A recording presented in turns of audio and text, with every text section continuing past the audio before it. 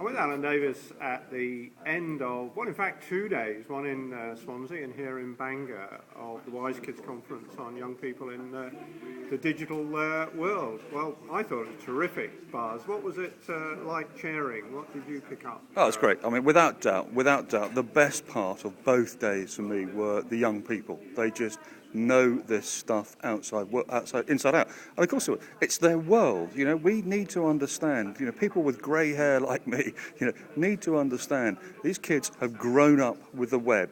All the guys and girls we had on show on Monday and today, accept it just like going shopping on Saturday morning with mum, just like going to the dry cleaners, just like watching telly. It's part of their life, but it's a big part of their life. They use it to communicate, they use it to make arrangements for socialising events, they use it to, just talking to one father just now, his daughter last night did some maths homework and sent it off to a relative at Aberystwyth University who marked it overnight, gave her a phone call, talked it through.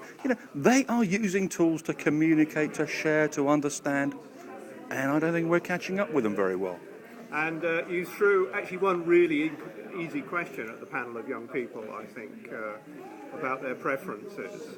What was that one? Well, the question I asked them very simply, they've got to give up one thing in life, or one thing out of two. They've got to give up the telly or they've got to give up the internet. And out of a panel, I think we had of 11, one said, I'm not too sure, but probably the telly. And only the 10 others all said, straight away, television. So that just shows how important the internet is to them, because it is just a central part of their life. They get home from the school, quick drink, a bowl of cereal or whatever, and it's no longer Grange Hill on the telly, it's Facebook, it's MSN, it's get on with planning the next thing that they're going to do. And there's a sense of immediacy that comes through with it as well, and that's the world the kids live in.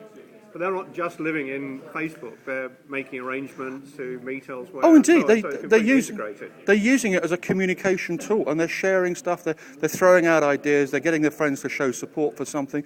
We buy tools called meeting makers, and we have them embedded in our Microsoft Outlook to create meetings with people we know. They just throw ideas out on the web, and people respond, and they get a bit of a sense of excitement around it, and they make things happen. Well, they're using the technology in a completely different way. And of course, it's not just on a computer. They're doing it on their mobile phones, a lot on their mobile phones. They're doing it on their Xboxes and other devices.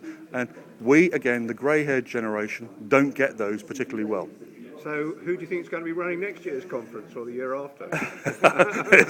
I don't know. I think it's a great thing to be involved in personally. I thoroughly enjoyed the 2 days this year. I thoroughly enjoyed it last year. But most importantly, for me, in terms of moving this forward, last year was pretty heavy on risk and negativity. This year, there's still a bit of risk. There was not very much negativity. And we're starting to get positive, because we have to get positive about the power of sharing knowledge and sharing information and sharing understanding. Because, if we share stuff and know more stuff, we actually could become even a more peaceful world, and that'll be great. And I've got a hunch that maybe some of those young people could organise a pretty good conference themselves using the internet and so on.